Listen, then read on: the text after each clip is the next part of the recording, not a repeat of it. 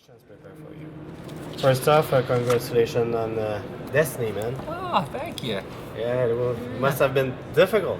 Yeah, it was like giving birth. The team worked really hard, and Bungie's a fantastic company, so we all knew it was going to go well. It was just a matter of putting in the work to make it happen. Yeah.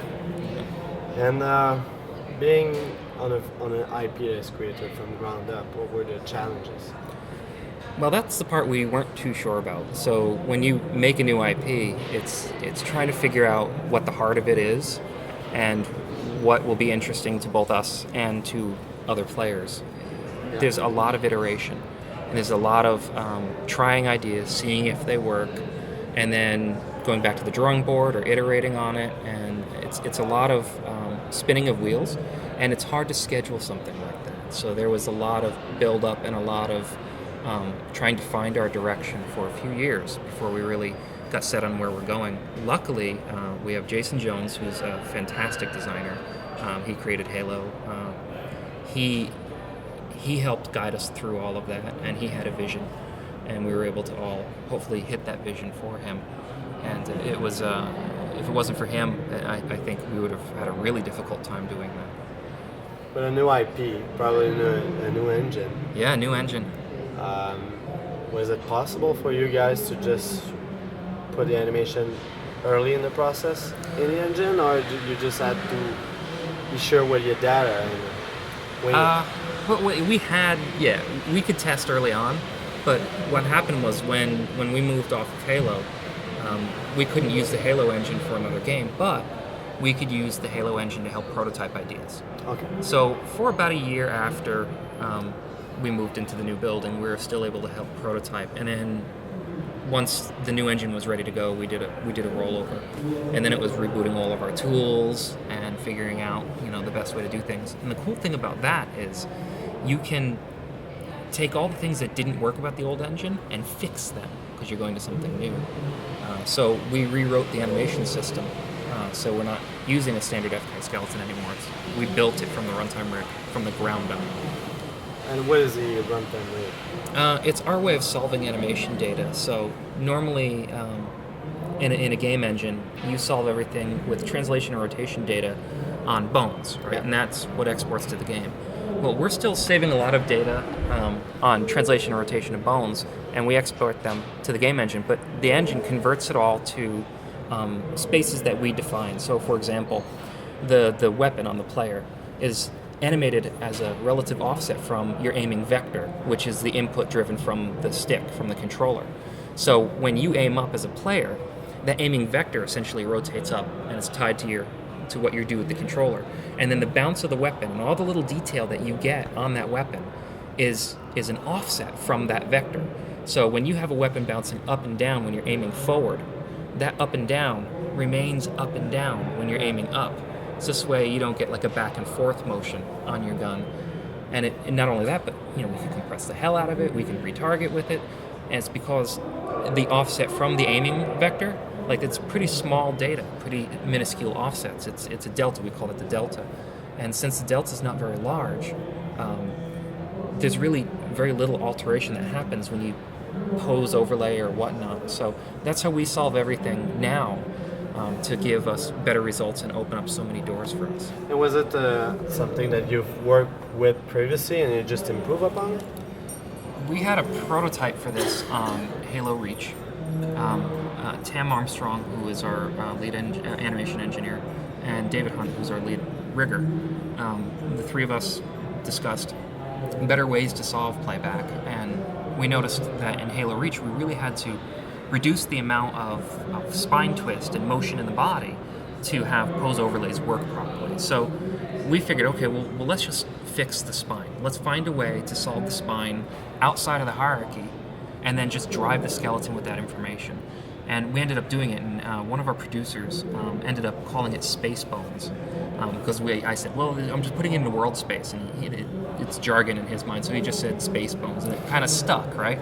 So we ended up shipping Reach with the prototype for the runtime rig, and we called it Space Bones. And it worked really well. It allowed us to put in a lot of information in the spine, in the base clip, and then do lots of different pose and layers on top of that, and it all held together. So once we saw that, we're like, okay, we can do this. We can do the real thing now. So we just, the entire body, just built it that way, where we solve in this relative format, and we just force the rig into, or force the bones to do what that rig is telling it to do. There's a common thinking about motion capture that you just record the data on the actor and then you put it in games. Yeah. Is it true? It depends on the company you work for. When I worked at a company called Ravensoft, and they make great games, and I had a lot of fun working there. But when they first bought a mocap studio, their idea of mocap was, we don't need you guys anymore. We're just going to put this data in the game, and we're good because that's all we need. And it didn't quite work that way. They did it, and I was essentially a mocap processor for a few months before leaving that company. It was a bad experience. I didn't like it very much, and I don't think the results we were getting initially with that approach was worth it. And I'm sure they do much. They've certainly evolved their process since that. This was years and years ago. This is 10 years ago now. But at Monolith, when I got the job there, they believe that mocap is a tool. So when we go and we capture data, we'd either use it as reference or we'd use it as a base, but we'd always animate on top of it. So we'd never lose our performance that we really thought was important. Because when you have mocap and you just use it, your game looks like everybody else's game. But if you build a performance using mocap as a tool, then you're building an identity. And I think that most companies are coming around and discovering that. And you help create this performance, this character within the motion? Well, we're the actors. Okay. You don't have any stunts on it, or? I've hurt myself quite a bit. No, well, the cinematic team has actors that we hire because we need real actors for something like that. It's very important that we get authentic, emotional performances from guys. But when it comes to the gameplay, if it's something that we can't act, we keyframe it, period, and we just don't even bother with the mocap. But there are plenty of times when, we had a mocap session about a year ago now, where we had to essentially jump down off of this 10-foot stage. Maybe I'm exaggerating. Maybe it was more like 6 to 7 feet. But it was really high. It was too high to be jumping off of for somebody as out of shape as I am. And I ended up doing 73 jumps off that stage to record different ways to land and different ways for the player. Wow. So when the player jumps out of his ship and he lands, we have a lot of data that we can pick from that we can build our performance off of. And my thighs were torn up at the end of that. Do you approach animation differently if it is a first-person game versus a third-person game? It's just more data when you're doing a first-person game. So we still need third-person to look amazing, because you could see your friends running around in the world, even though you're in first-person. So much like any third-person game, we really need to worry. We need to make that look right. So we approach third-person and our combatants like any other game would. And then what we do is we animate first-person completely separate that lines up with the performance of third-person. And sometimes we start with first and then create the third person. Sometimes we start with third person and then create the first.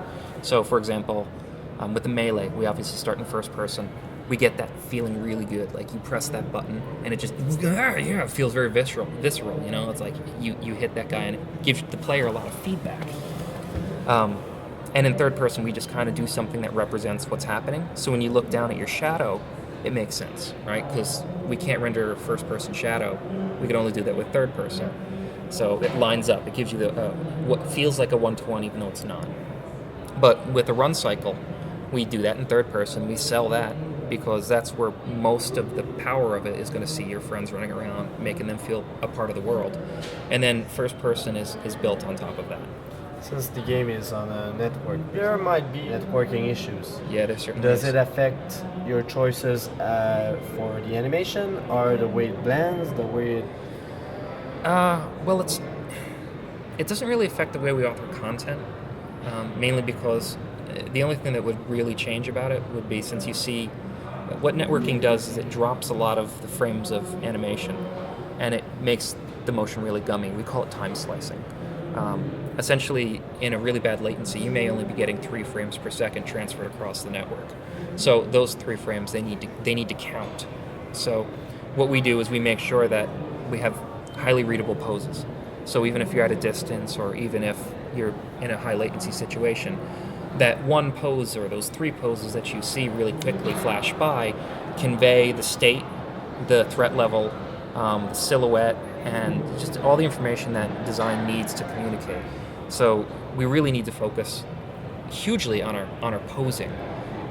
But we'd have to do that even without the latency, mainly because the user could be playing on a 12-inch CRT. You never know. In our current situation with the market, with the new consoles, what do you think is lacking in the previous generation game that you could try to improve or change with the new IPs and the new consoles? Well, there's just so much, it's hard to narrow it down. I think, much like any game development studio, we improve on our engine, we improve on the way we handle rendering, or how many animations we have to play. But what I think is going to happen for us is once we're if there's a world where we become exclusively next gen, which I honestly can't speak to, I don't know, but if that world ever does occur, then it'll provide us with more memory, because right now we have the PS3 and the Xbox 360 that we have to fit into. So we can't make technology that really takes advantage of all the extra memory and extra processing power, because we don't have a way to make 2 separate games. It has to be, you can't make 4 games simultaneously. You really have to make 1 game and port it in 4 ways. I think when our memory budgets do expand, we can, give more unique performances. We could fit more combatants in one area, but we can also make 3 runtime rigs that simultaneously play and blend through one another. This way we can make rigs that are formatted to all the different contexts of how they could be used. So for example, you might be holding a rifle and then deselect it and go down to an unarmed state. Well, all of a sudden you were solving your gun relative to the aim vector, and now your gun doesn't exist anymore and your hands are pumping through space. Yeah. So now those hands need to be relative to something, and you don't want them relative to the aiming vector because it might solve poorly. You might end up looking like a zombie when you're running if you look up or something, which actually did happen to us. So being able to set up a bunch of different versions of the rig and then blending across them will really allow us to craft more performances, more evocative performances, and it'll expand the amount that we can share across characters, because if this character has one runtime rig and this character has a different one, right now we can't share an animation in that context. So, you've told me what you wanted for the next game, but I think story and character through gameplay and through cinematics is lacking in most of the games right now, and that is something that I think we should push, and we have the technology to do. Yeah. What do you, as Lico, aim for? I do agree that story hasn't been a priority as much as it could be in this industry in general. And I know that Bungie, there's a renewed huge focus on story right now, and that's something that we're trying to take more seriously. But it's not just... story is a very broad way to say it. So there's story in a cinematic, there's story in a scripted event, but then there's also story in the way a character can taunt you, or the way a player can, turn when he's aiming. Like if he leads with the gun versus the head, those are all little stories too. So I think not only the story on the broad sense of a narrative, like that can improve across the rest of the industry to match film, which I think it will actually pretty soon. I think the individual nuances and ticks of a character can really be portrayed in a performance. And I know recently I've been advocating, really just thinking more about intent and purpose whenever we craft a clip, and the guys are all on board and they're all just really thinking really hard about what this is. So it's not just representing gameplay of like, okay, I'm mad at you. This is me, how I'd express that, and what are the nuances of my performance that tell you I'm not just mad at you, but I'm this type of a creature or this type of a person. And what does inspire you as an artist? Oh God, that's a good question. It's hard to nail it down to one thing. Yeah. Other games, I'm a huge gamer, so I'm constantly playing lots of different games, and a lot of the Assassin's Creed games are very inspiring from an animation perspective. Street Fighter from a gameplay perspective. Gosh, the last Devil May Cry was amazing from an animation perspective. I mean, there's just so many games out there that I just resonate with, that mean a lot to me. But then movies, Pixar movies, like the whole reason I'm doing 3D animation, character animation, was because I saw Toy Story when I was in college, which dates me, doesn't it? Oh, no. It's all surprising for us how much time has been gone since the first Toy Story. Yeah, it doesn't seem like that long ago, No, but not that then again, much. I've been out of school for 15, 16 years now. Yeah. And what do you think of all your career, of all your experiences? What is the thing that you're most proud of? Wow, you're asking really good questions here.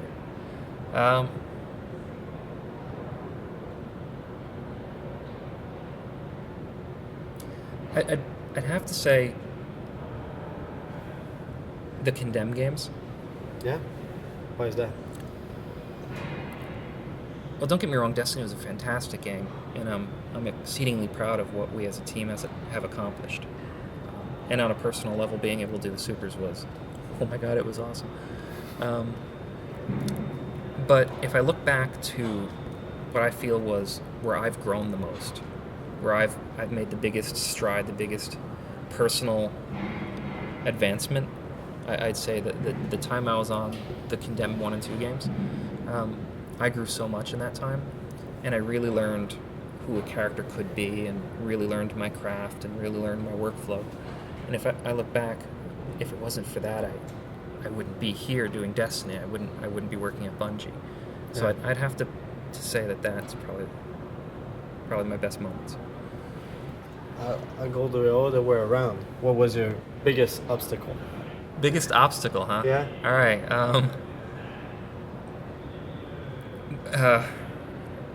Investment, personal investment. I had to work on some projects that I wasn't very invested in when I first started my career. I was excited to be doing what I was doing, but working on games like Deer Hunter and Bird Hunter and Dino Hunter, it was actually called Carnivores, not the types of games I'd run out and buy. Actually, my first one was called Fire Rescue 911, and I had to pose victims on the ground in a building that's burning, and we made the game in like 2 months, and I had to do an animation of a hose firing in first person, and my motivation level dropped significantly on that for obvious reasons. So just trying to stay motivated in moments where things aren't ideal, and even now, I mean, working in the gaming industry, it's not all sunshine and roses. There's a lot of crunch time. There's a lot of hard work and a lot of stress, especially now at Bungie, where there's a lot on the line on the decisions I make and the work that we all do as a team. So it's not always easy going, but staying motivated is really the key, and it's something I have to constantly remind myself about. Yeah. Why do you think we do so much overtime and crunch in the industry? Is there a way to avoid it and keep the quality of the product as it is?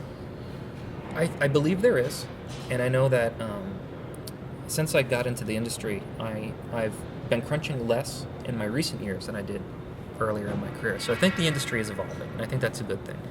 I think that the step we need to take now is, and a lot of people say plan better. I don't think that's right. Because I think when you're making a game, it's all about making it fun and visceral, and you can't really plan that iteration, right? You can't say, oh, in 3 tries I'm going to get the super right. There's no way to know. It could take 10 tries, you could nail it on the first try, right? So I think the trick there is to make our tools more efficient, make our processes more efficient, make it so when I'm working on animation, none of that gets in my way. It's just I can focus on my art, I can get it in game, and I can make quick turnarounds and quick iterations.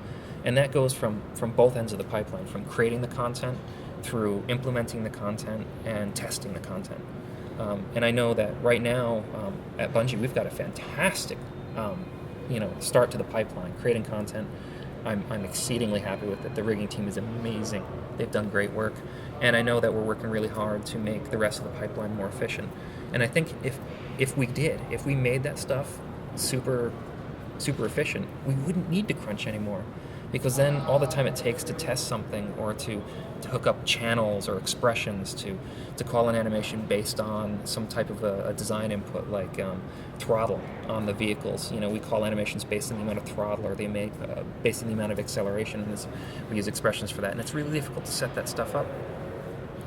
So if it wasn't difficult and it took us 5 minutes, the amount of time we'd be saving over the course of a multi-year project would be immense, and I don't think crunch would happen anymore.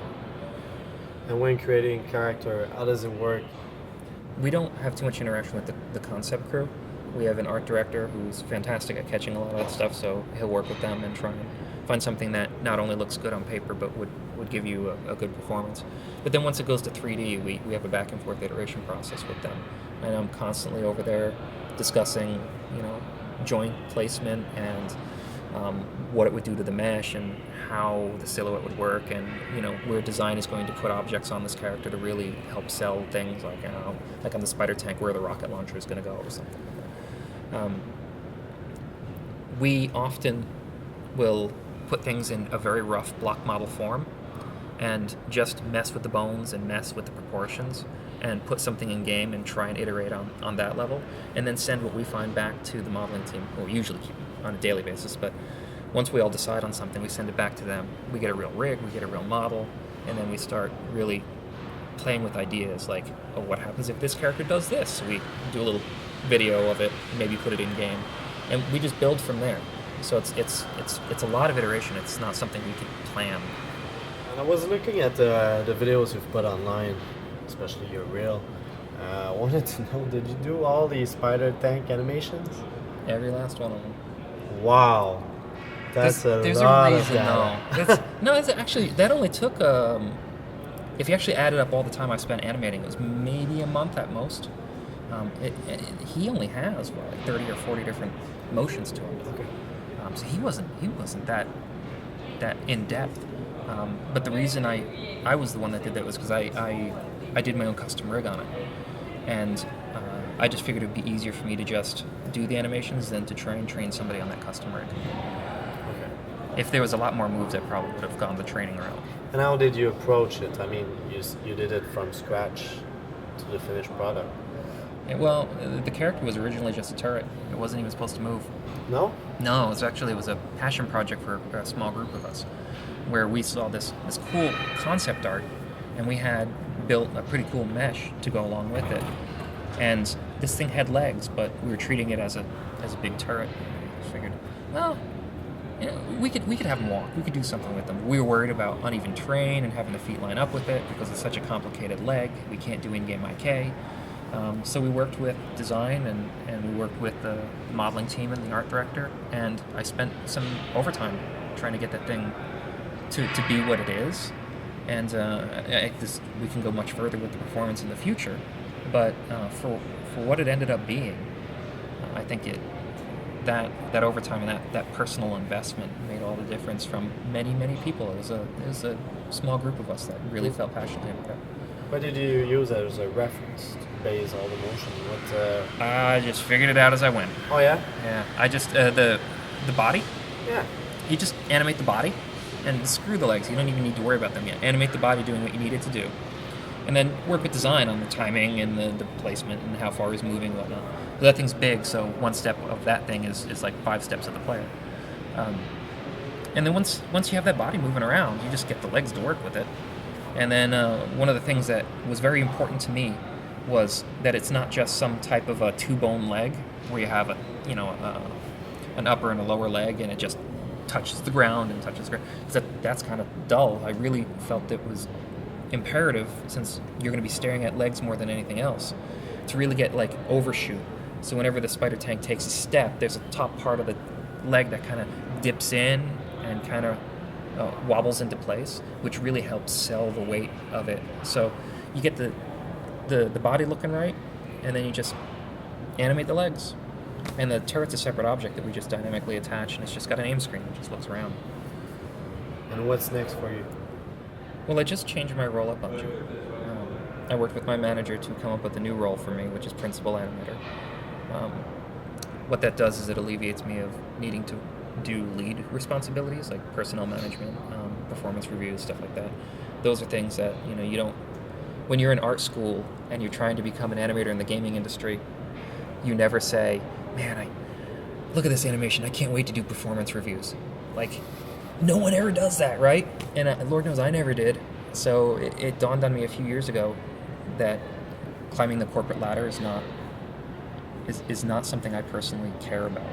So I worked with my manager and we created a role where I'm kind of like lead by example type guy, where I go in, I try and set the tone with content, I try and mentor the team. I'm in charge of training classes and organizing, identifying where I think we're deficient and coming up with classes that I can offer the team and try and build up areas that I think could be built up.